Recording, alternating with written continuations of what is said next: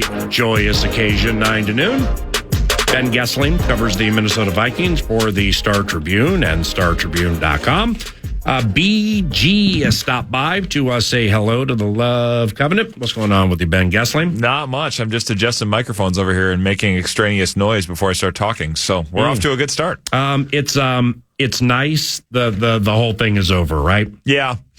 Yes. No, I mean the wild season. Well, I always love that one. That I haven't. It's a grinder, man. Yeah. I mean, it's kind of been a lot of the same with them, I suppose. But yeah, it's on to the next one and get onto those out of those Parisi Suter buyout money here in the next year or so, whatever it is, and then they'll have some money to spend, and we go from there. End of the equation. Do you, in heartfelt fashion, believe the May or McCarthy steam was dead on, and nobody in the world saw the Dallas Turner hit coming, right? And good morning. Good morning. Yeah, I would agree with both of those things.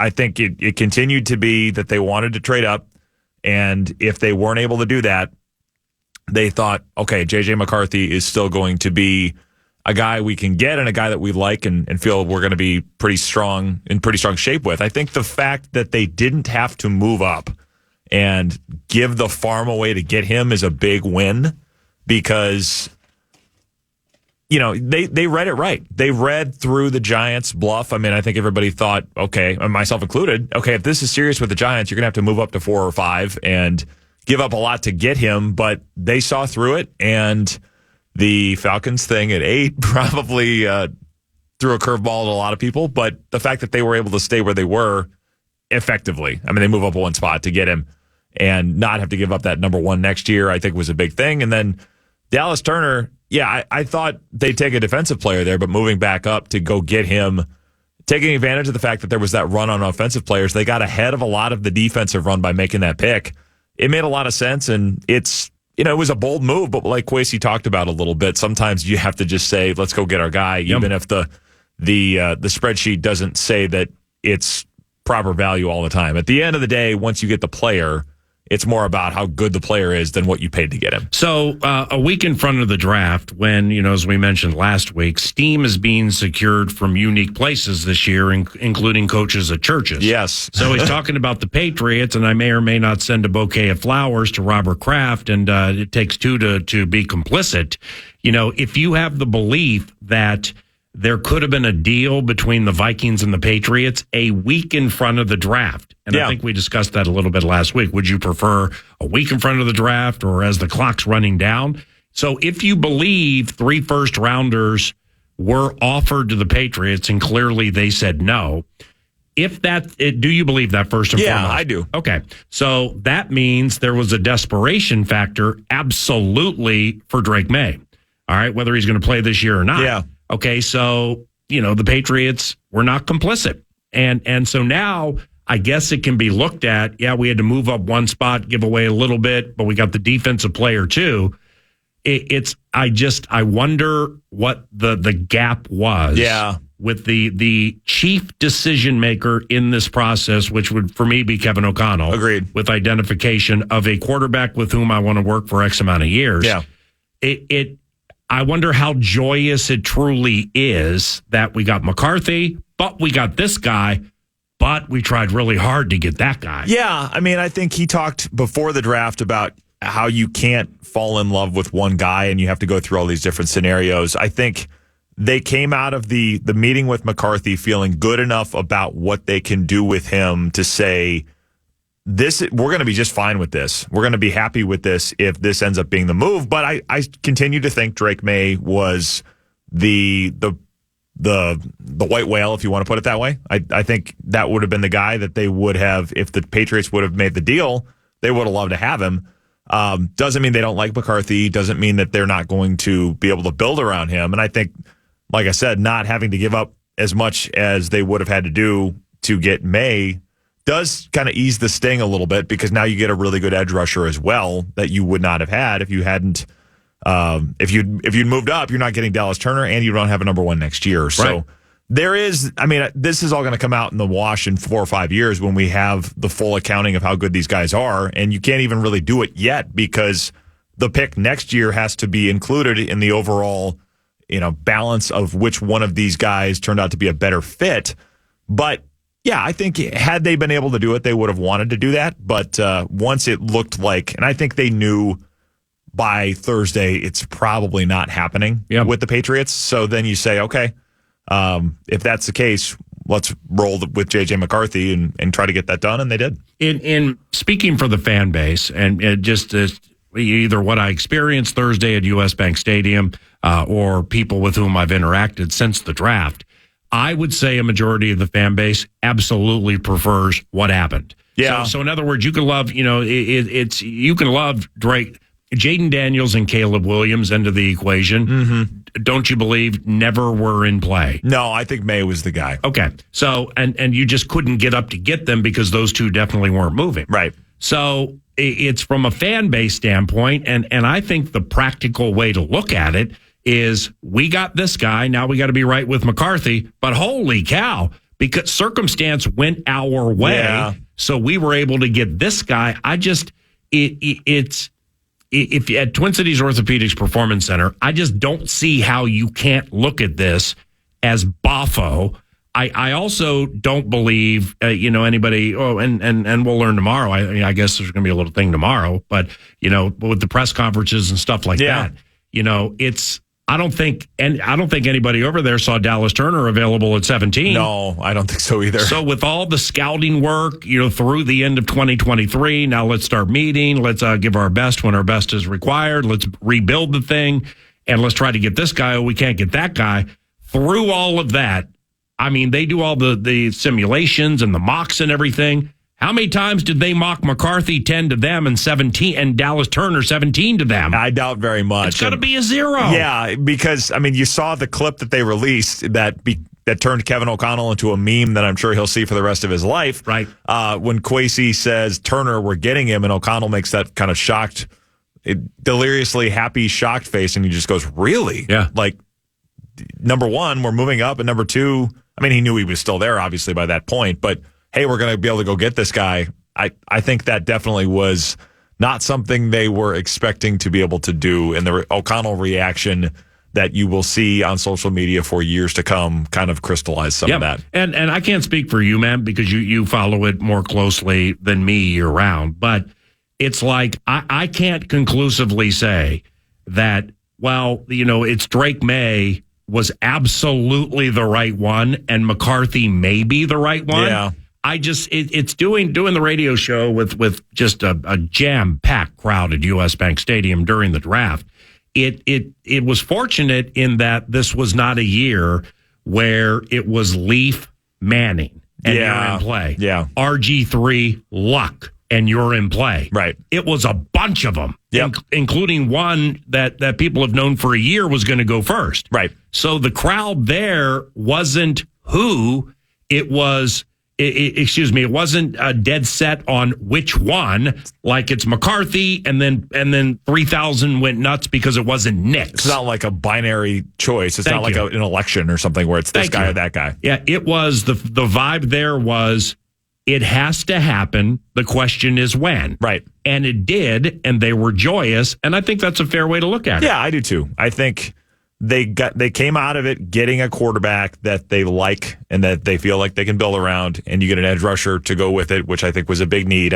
You look at the top guys they lost in free agency, Kirk Cousins, Danielle Hunter, they emerged from the first round of this thing with replacements for both.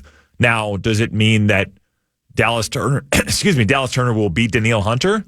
No, you can't say that at this point. Does it mean that J.J. McCarthy will play in the league for 12, 13 years like Kirk Cousins has at this point? You can't say that either. Yeah. But they do have plans now. You're not sitting here scrambling at two of the most important positions in the NFL. And when you pair Dallas Turner with Jonathan Grenard, Andrew Van Ginkel, the guys they're going to have up front, Jonah Williams, Jerry Tillery, Jihad Ward, all of these guys that they put in here, Blake Cashman in the middle of the thing with Ivan Pace, there is more depth and more flexibility, I think, in the front seven than they had last year, which seeing how Brian Flores likes to move pieces around, that's a big deal too. So I think overall, when things went the way they did, they played it about as well as they could have. How would you qualify Kwesi Adolfo-Mensah's approach this year compared I'm just going to say to his first year. Yep. I mean, because giving the Lions the Jameson Williams spot and going back to the end of the first,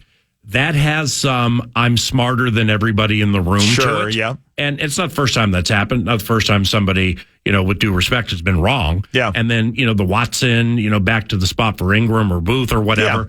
Yeah. It just had some the quantifying of the value with the margins. It just had some smarter guy in the room to it. Yeah, a little cute. Well, this year it was cold-blooded. Yep. I mean, this year was just free agency for the most part is murder by numbers. Yep. It's a lot of names in there with whom we're familiar. 14 guys. A lot of names. Free agency. A lot of names. It's murder by numbers. Yep. And then put it together that way with your staff.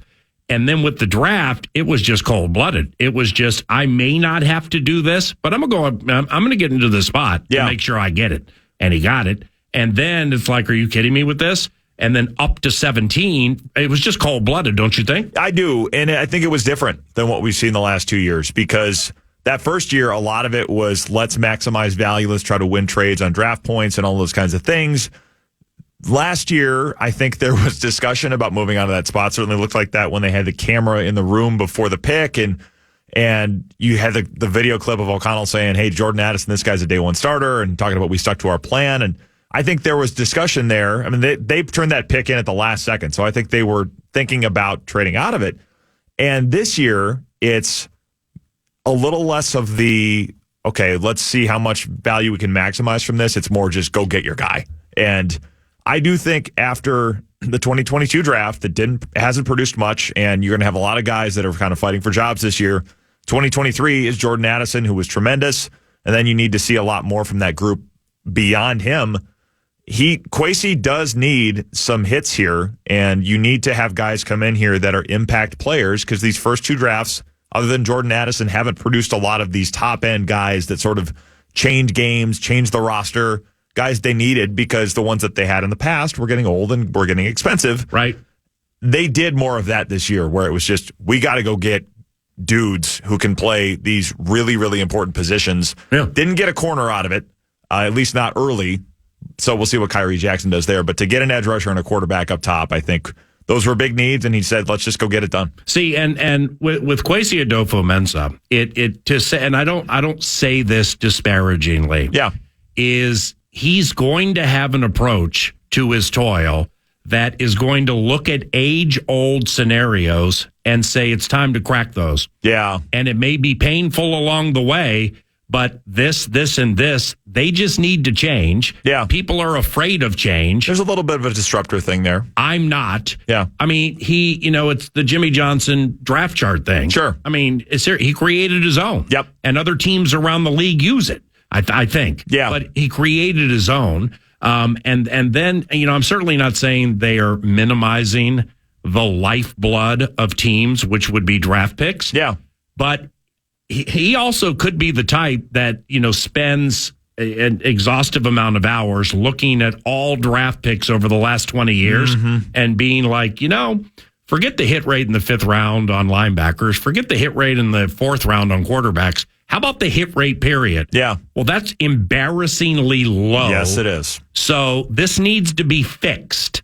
The question is, how are you going to fix it? And see, that's another facet of like bringing in a general manager who is antithetical to any general manager in the history of the NFL. Yeah, it is a different approach. And the other thing that I find kind of refreshing about it is he's pretty quick to admit, like, look, nobody nails this thing, and there's a projection, and there's uncertainty, there's randomness. I mean, he's accounting for all of those things and acknowledging them. I mean, you hear so many GMs get up at those podiums after they make their pick and say, basically, we were the puppeteer, and all these other teams were on 31 sets of strings, and everything went exactly how we wanted, and we got the guy that we wanted the whole time, and it couldn't have worked out any better. It's like, well, that can't be true 32 times. So he is fairly willing to say, look, our projections got us to this. This is what our process said. This is how we felt, how we got to the point where we felt really good about these guys. But we're still talking about people.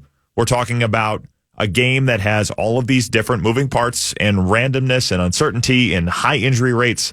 And it's just hard to sit here and say with 100% certainty on draft night that we cracked the code and nailed it. So I find that part fairly refreshing that he's willing to say, look, there is a little bit of just unknown that goes into all of this. And you do your best, but you have to just say, sometimes the ball is going to bounce a weird way and it doesn't work out.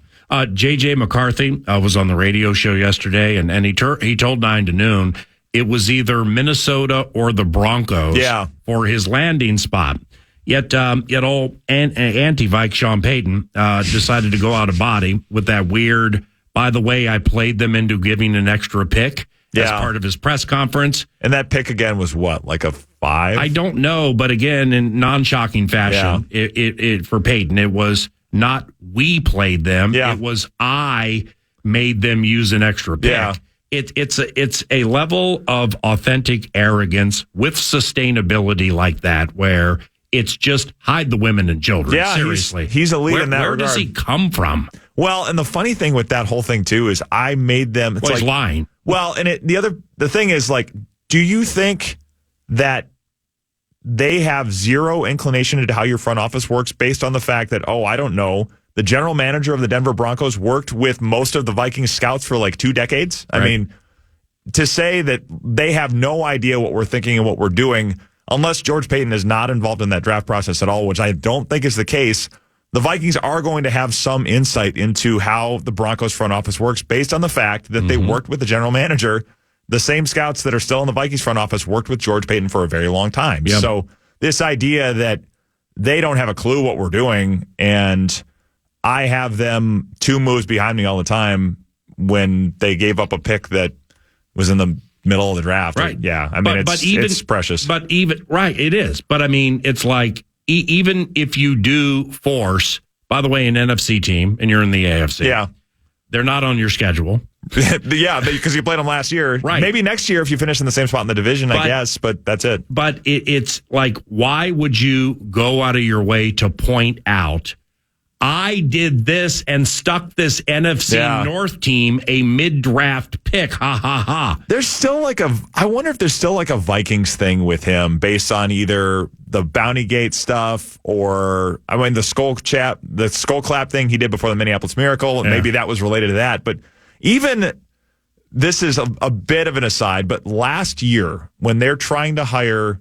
defensive coordinator candidates, they're trying to interview Ejiro Evero, who was the Broncos DC at the time, ended up in Carolina at the end of the whole process. But Sean Payton, who was not planning to hire Evero, at least, or was not locked into keeping him, was like, no, I'm not letting you interview. I'm blocking you from this. And they had to kind of do some backdoor negotiating and say, can't we just talk to him if you're not going to keep him? And the Broncos finally relent, and then he goes to Carolina. But even then, there's still this little, I'm going to stick my fingers in the whole thing and try to meddle with it as much as I can. I don't know. Maybe he's that way with everybody. But see, there's like a Vikings thing there. But he doesn't think there's ever going to be an avenue for J.J. McCarthy to say, well, no, it was either the Vikings or the Broncos, which is pretty much what he said 9 to Noon yesterday. Right. So it's just, again, an AFC team, NFC team, not on the schedule. Yeah. And cut somebody off in the press conference to play the I, not we card, which is not surprising. It was ridiculously out of body. What percent chance do you give McCarthy to win the job week 1? I think 10. Yeah. If he has a great camp and a great preseason, hey, this guy is unquestionably ready to go. There's nothing he could gain from sitting anymore. There's nothing we need to do to get him ready, then sure. But Kevin O'Connell does not want rookies on the field in this spot before they're ready, because I think he has a pretty strong belief that these guys are going to be better off with time to learn, time to get all of the details, all of the footwork, and where are my eyes and how am I stepping into throws and where am I dropping to? What spots am I dropping to? How am I timing things up with receivers? All of this stuff, and we've hit on a fraction of it in the last 10 seconds when I've been saying this. He wants time for all of that stuff to happen before J.J. McCarthy goes on the field. I compared it a little bit to almost minor league baseball, where if you have a prospect coming up through the minors, the idea is once he comes up, we don't want to have to send him back down because he can't hit major league pitching or whatever. the closest thing you have to that in the NFL is give him the preseason. The preseason is the minor leagues, or practice reps are the minor leagues, to give him all of that time so that when he takes the job, he's not coming back out of there. He's ready to go. This is our guy. Unless he shows so early on that he's not in need of that at age 21, that he's just kind of on the fast track and we don't need to hold him back anymore, I don't think he's starting at the beginning of the season. Do you think McCarthy, well, do you tell McCarthy, like when he gets here for rookie camp in a week and a half? I mean, is it assumed? Well, you can't tell him that Darnold's going to start week one, but it's like how is the understanding shared that this guy's going to roll out there? He's going to get, because Darnold's going to get all the right reps with all the right people. Right. So then, will McCarthy truly be given a fair chance to win week one? Yeah, that's a good question, because if he was going to be the starter, you'd want him to have some reps with Justin Jefferson at whatever point they're both in the building at the same time. Training camp, I'm sure he'll get some reps with the number ones, but my guess is that Kevin O'Connell has either said already or will say again, maybe both, that, hey, we're going to take this thing slow, man. We're going to kind of work on your development, and there's no timetable on this. There's no clock. There's no, kind of checkpoints that we have to hit that say you need to be ready to start by week 4 or week 8 or, whatever it is. The checkpoints are, how many of these things that are fundamental to playing quarterback in our system have you mastered? And we will build the timetable off of that. My guess is there will be some discussion to kind of outline that approach, because I do think that's how they're going to do it. It's once you have, passed the driver's test, so to speak, that you've shown that you can do all of these things that indicate you can safely operate a car, then you get your license. I think it's going to be a little bit of that approach here too. It's such an amazing opportunity in front of Sam Darnold. Yeah. And generally I'll go 50-50 team player. This is more for Darnold because of the situation. Yeah. He's never been in we've said it a million times, never been in a situation like this. But now he's also never had to face a rookie quarterback who's ballyhooed behind him. Yep. So he was that guy at one point. Right. So now, right, exactly. So now you get the pressure of the potential resurrection of a career with high-end skill players, a coach who wants to throw it 80% of the time, but they'll only let him throw it 60. Yep. And a highly touted rookie behind him. I mean, it's very interesting being Sam Darnold these days. It sure is. I mean, I think about what that could mean for him if he has a great year and then they feel like, okay, J.J. McCarthy's ready in 2025, then Darnold has put up all these numbers with a quarterback-friendly system with all of this talent around him, and then he gets to go hit the open market. This is not a perfect comparison to this in any way, and there's probably a number of ways that it's not, but the last guy that kind of got that springboard from the Vikings was Case Keenum, where he has the great year. Yeah. It's a different type of player, obviously, than Sam Darnold, who was the number 3 pick and has gone from that and kind of fallen from grace and would have to rebuild it. But Keenum has the great year, takes him to the NFC Championship game, and then goes and gets a nice contract from the Broncos coming out of that when the Vikings signed Kirk Cousins. So there could be something similar to that for Sam Darnold, who's still only 26 years old, by the way. If he has a good year, maybe somebody says, you know what? We can spend a little bit of money on this guy, and he shows he can resurrect himself in a system that transfers to a lot of the league. I mean, the other one to think about there, Matthew Stafford is on borrowed time in L.A. The Rams don't have a quarterback. If O'Connell is successful with Darnold and Darnold has a good year, that could be a landing spot. Go back to L.A. where you played in college. Yep. I don't know. I mean, I'm kind of just spitballing here a little bit, but yeah, it is a good opportunity for him. It is an interesting opportunity too, though, because like you say, you have the quarterback of the future that's right there, and everybody's going to be saying, okay, how soon can we get him on the field? Everybody's going to be asking that question a lot. So good opportunity for him, but a lot to kind of traverse as he goes through that process. The Scribe, Ben Goessling, Star Tribune, StarTribune.com.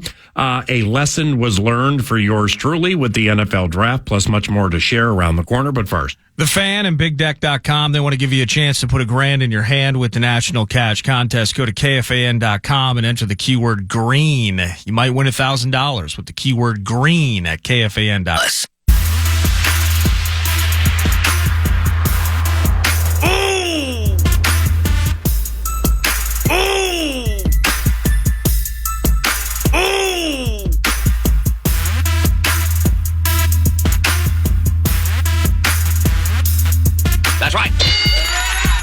Which rookies do we like to start? Like week one? Caleb Williams, yes. Jaden Daniels, yes. I would think so, yeah. All right. Then who? Penix Jr.? No. No, I don't think. May? Maybe. Drake May? Yeah. I mean, I don't know what their other option would be. What about Bo Nix?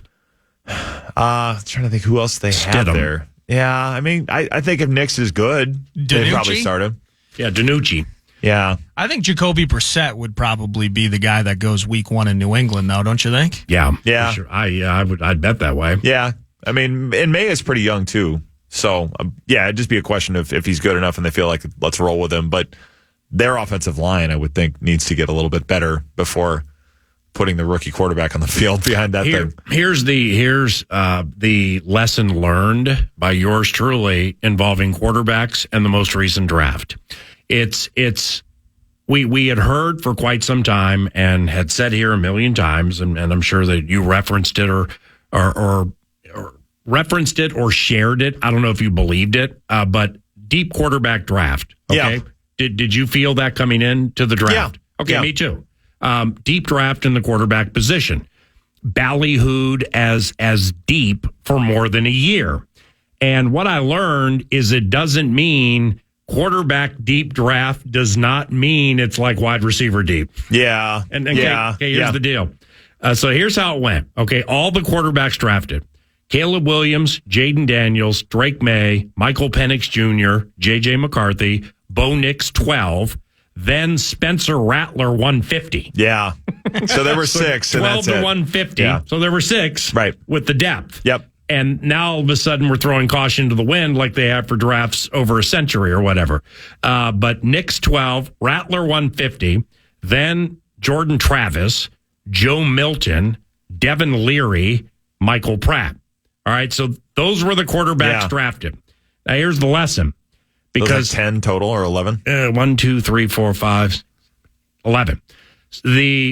I guessed that there would be a handful of Saturday guys, like something called Keaton Slovis, who would get second contracts. Yeah. All right, so I'm like, and this is not all 22 derived, and it's not steamed I'm not getting it from Steam either. Sure, yeah. I'm just playing the percentages with the instincts that have worked in certain spots over the years, being like deep draft, I'm gonna go with this. Sure. That we're gonna have like Cousins was a Saturday pick. Yes. All right. Well, there's the perfect example.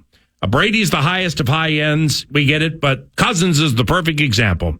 There will be a handful at least of those guys who get drafted on Saturday, rounds 4, 5, 6, or 7, and get second contracts as a starters or high-end backups. Sure.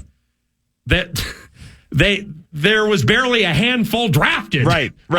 From 150 on. So only 4 total. For it to be a handful, you need 5. Yep. Preferably. And you see from Rattler down, you have 5. So that means they all would have to get the second contract as a starter or a high-end backup. And it's not only was there the guess that there would be a handful of Saturday guys like that, but when it's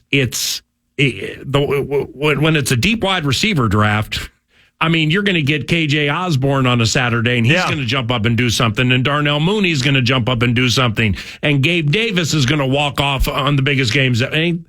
Lesson learned. Yeah. That ain't the case with deep quarterback drafts. When we hear for a year a quarterback's draft was deep, right? I mean, it's 5, 6, maybe 7, right? And then after that, it's regular. Yeah, it is. And the thing with the quarterbacks being deep is it brings us back to this fundamental problem that there are like 5 or 6, maybe 8, maybe 10 in a good environment, guys walking the planet at any one time that are like game-changing, doesn't matter what's going on around him, overcoming context, I think is the phrase that Kwesi uses a lot.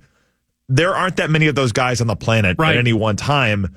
So you're always in this bet against the odds thing of, we need one of those guys. There aren't enough of them to go around. Let's either try to get one or maybe pretend that we have one or try to build around the one that's kind of like that guy sometimes. Kind of like the Kirk Cousins thing where he's good enough to win, We just need a lot of things around him. Yeah. So you're always the house always has a big advantage here in that regard. Right. And so a deep draft does not mean that everybody's going to walk away happy. Right. But did you know that going in? Not probably to the degree, maybe to some degree, but probably not to the degree that you should appreciate it. But we had heard deep quarterbacks draft for over a year from all the right people. Yep. Well, then there has to be 4 or 5 on Saturday who will get second contracts as starters or high-end backups, and then all of a sudden it's crickets. I wonder if what deep means is there's 6 in the first 12 and not one of these years like, what was it, 2-3 years ago where Kenny Pickett goes at 22 or something and he's one of the first ones to go. Yeah. Like there's enough that people will bank on because if you're taking a first-round quarterback, you are banking on that guy. It's different than taking an offensive tackle in the first round. Even if you're taking one 7th overall, you're probably not going to have people lose jobs if you're wrong on that guy. You'll take criticism for it, yes, but if you're wrong on quarterbacks, that's how people end up in hot water. So if the league as a whole, the league scouting complex felt like there are 6 guys that are good enough to say, we can kind of stick our neck out there and take this guy 12th or higher. Yeah. That's a deep quarterback class. But how many went in 2011 12 or higher? Jake Locker, and this is in no particular order. Obviously, Cam Newton 1, Jake Locker 9, 9-ish, Blaine Gabbert 10-ish, Christian Ponder. Was there one more in the top 12? I'm on it. I think that was it. Yeah, it was either 4 or 5. Yeah, but there was. I mean, we talk about that in terms of just quantity of them in the top 12 is 1 or 2 less than what we had in this draft, and how many of those guys hit? Jeez. I mean, Cam Newton was really it in that group.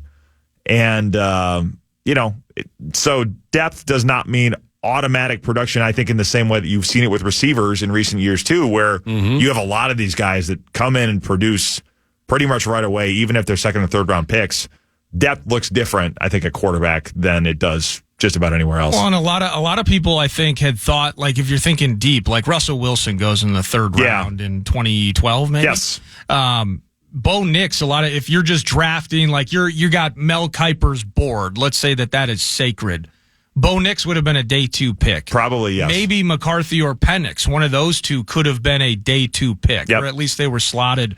So it's this arms race for arms that kind of pushes all these guys up, which one of my biggest, I think it's been 40 years. It might be since the 83 draft.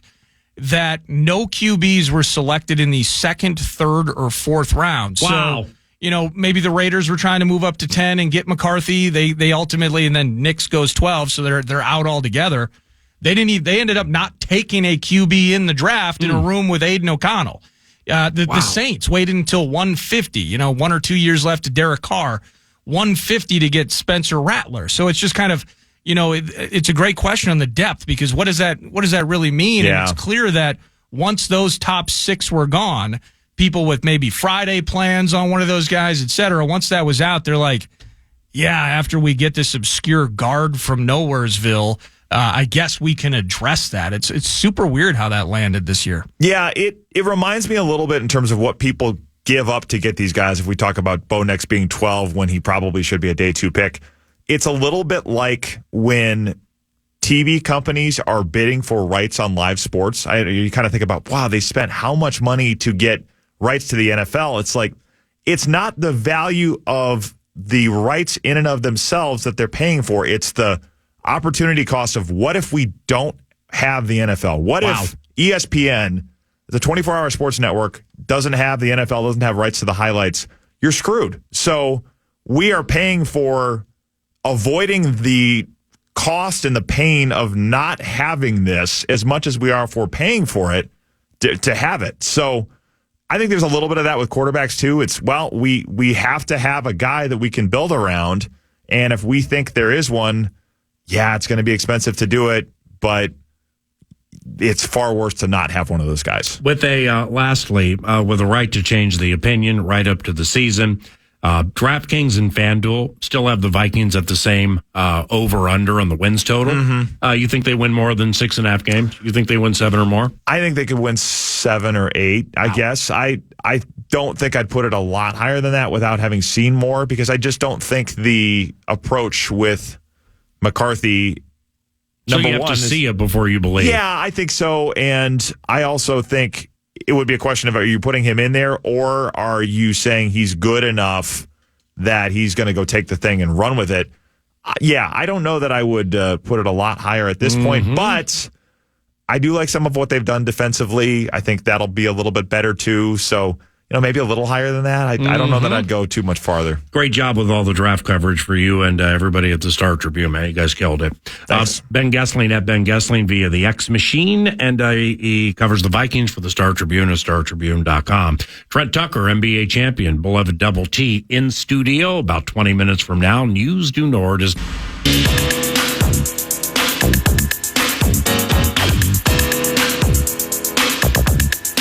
Welcome back. It is time for News du Nord, brought to you by The Casino at Canterbury Park, CanterburyPark.com. Derby Day weekend, live racing will not have kicked off this weekend, but the first big party of the year will be at Canterbury for the Kentucky Derby. So check that out, CanterburyPark.com. Meanwhile, you're going there playing blackjack and table games and poker and all sorts of fun at Canterbury Park throughout the year. CanterburyPark.com. We'll start with the Minnesota Twins.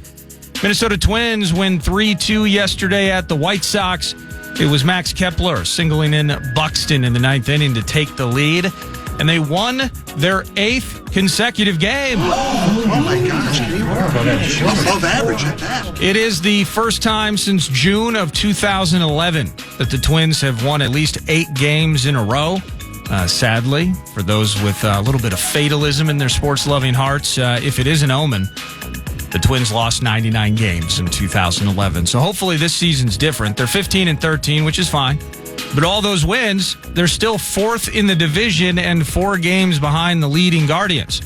Today, it's an evening affair. Simeon Woods Richardson and Mr. Soroka go today. I think they matched up last week. The Twins won that one 6-3. 2 more against the Sox, and then home for Boston and Seattle. Feasting on bad baseball teams is the name of the game for the Twins, so make it 10 straight before you come home. Now to the NBA, which is going to be the A topic with Trent Tucker, who is in studio starting next segment.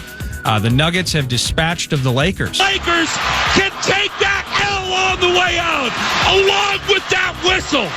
Denver takes care of La La Land for the 2nd game in a row. And it was Jamal Murray, some late clutch antics from him, and got another one last night. Jumper from 8, got it again!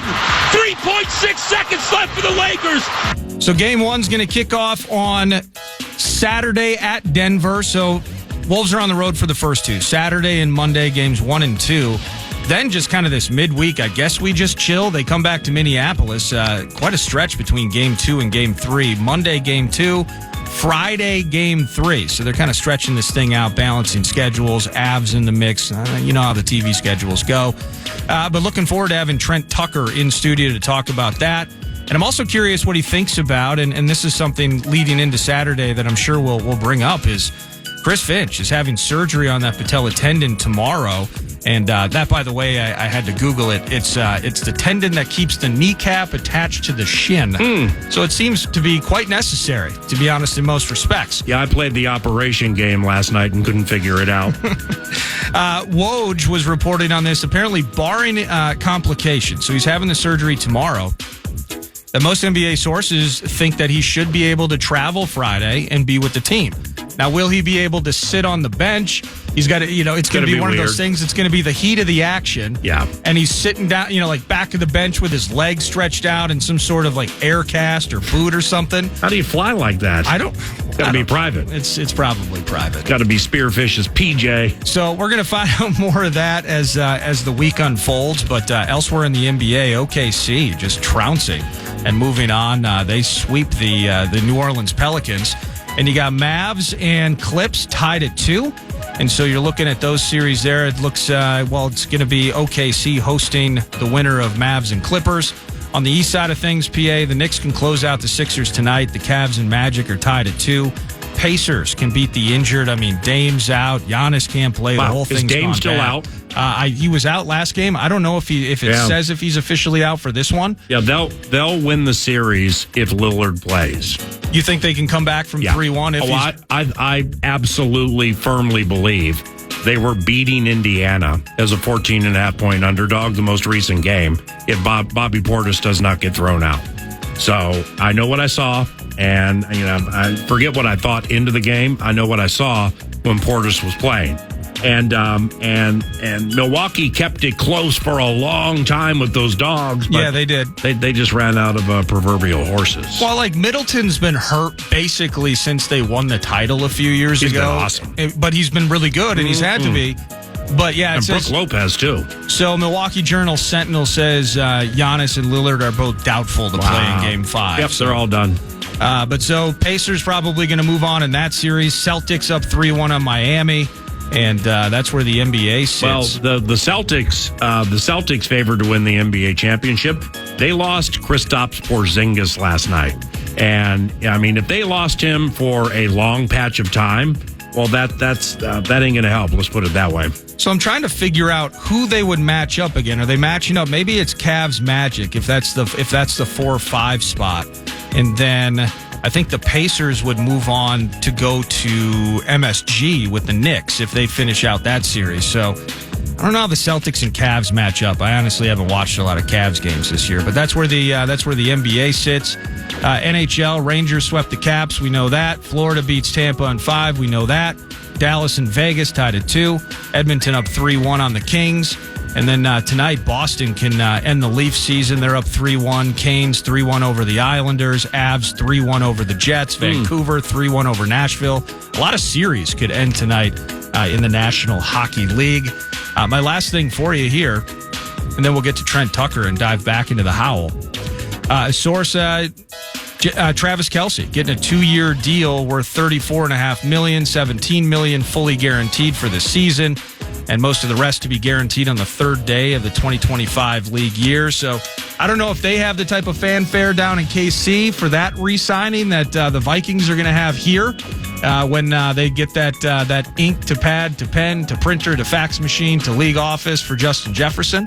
But excitement down there in KC. And, of course, speaking of contracts, very last thing, I promise, Christian Darrisaw, they picked up his 5th-year option. The Vikings have done so, which means he's slated to make about $16-ish million in 2025, unless there's a new contract on the way for Christian as well. And I apologize. I was chatting with Ben as he left and you started. Did you drop the Twins in there?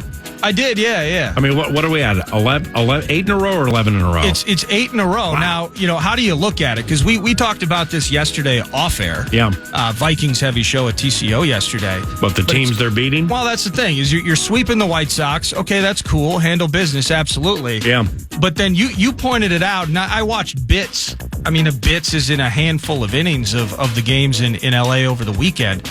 You put up 26 runs or 27 runs, I think, in 2 games. It was like 16-5, and then it was 11-something in the finale on Sunday.